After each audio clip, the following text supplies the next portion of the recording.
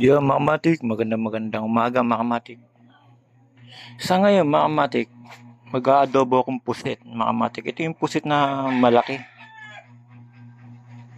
Apat na hugas ko to mga matik. Tandaan lagi mga matik, laging safety lalo na sa pagkain mga matik. Ako naman mga matik, adobong ano lang to mga matik na hindi ako gumagamit ng mantika. Dahil kung bawal sa inyong cholesterol mga matik, pagka may cholesterol kayo mga matik, kailangan bawal ka sa baboy, mantika, lahat ng mamantika makamatik bawal. Pero dito makamatik, ako makamatik dahil sa may nalagaan ako matanda makamatik, bawal sa kanya mga ganung bagay, mga mantika. Kaya ang ginagawa ko dito makamatik, mag-aadobo ako makamatik na hindi gumagamit ng mantika. Ang ginagamit ko makamatik ito. Nagpapakulo ako ng tubig, tapos lalagay ko na yung sibuyas. Yan makamatik. Paglagay ko ng sibuyas, makamatik, syempre ito kailangan pa itong pakuluan para lumambot makamatik itong pusit.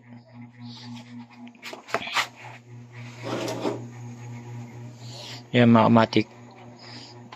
Ito makamatik, 4 na beses ko hinugasan itong pusit na to para laging safety. Ngayon ilalagay ko na makamatik. Ito makamatik, adobong pusit to.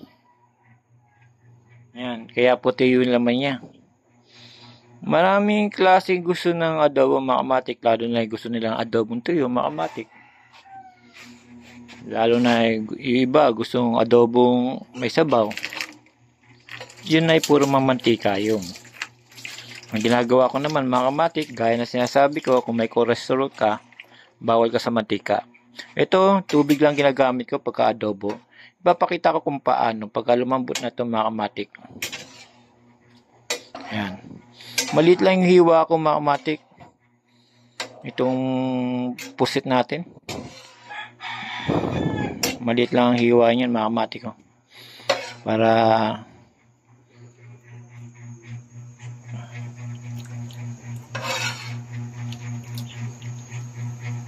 ayan, mga kamatik, maliit lang hiwa natin yan mga kamatik. Ngayon hayaan natin kumulo ulit mga kamatik. Mamaya ipapakita sa inyo.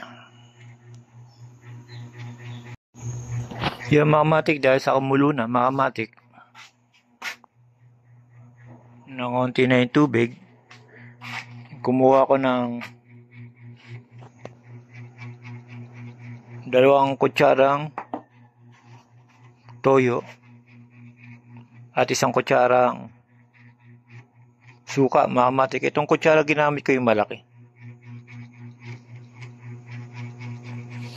Dahil sa nilagyan ko ng suka at toyo dito mga kamatik, lalagay ko na. Yan mga kamatik, naglagay na ako. Haluin na lang natin.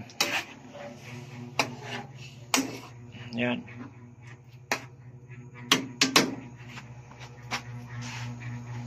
Dahil matubig pa yan mga kamatik.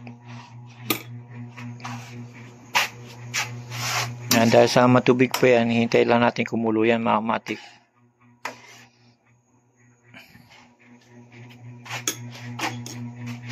Pag nag-adobo naman ako mga kamatik, hindi na ako naglalagay ng asin kasi ang toyo maalat na.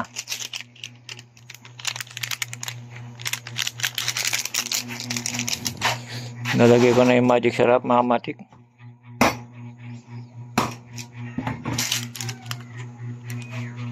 Yung mga kamatik, lalagay na ako ng magic syrup.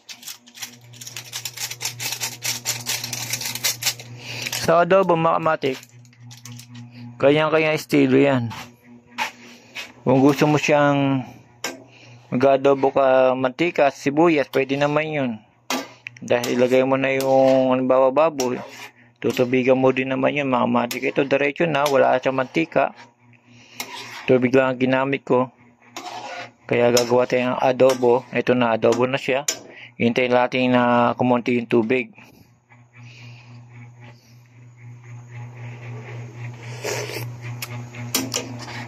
Ito, lalagyan ko pa itong laurel, mga kamatik. Pagka medyo hindi maalat, lagay ulit tayo ng isang kutsarang toyo, mga kamatik. Kamatik ko.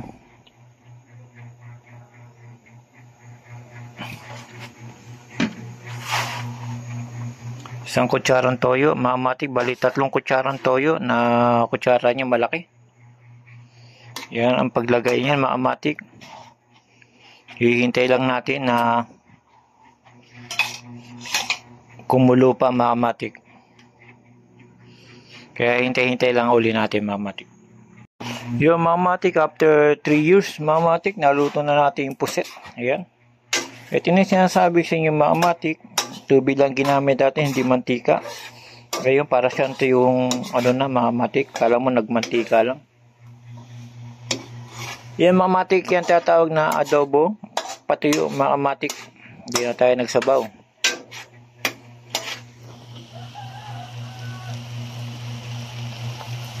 Yan ngayon, mga kamatik, dahil sa luto na yan.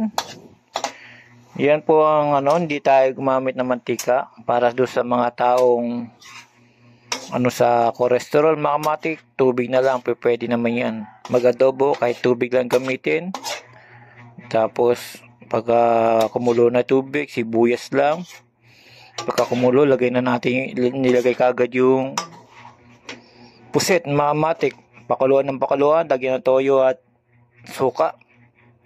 Saka magic sarap. Hindi na ako naglagay ng asin dahil sa toyo pa lang maalat na, mga kamatik. Kaya ito na siya. Ngayon, mga kamatik.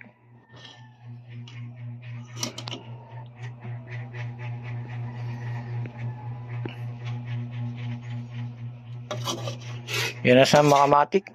Napakasarap.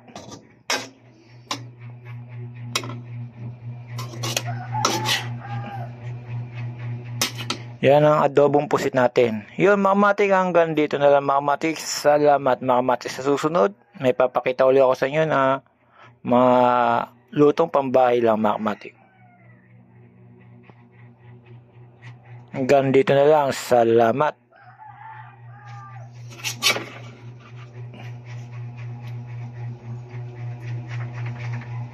Yan ang adobong pusit natin. Salamat again, mga kamatik.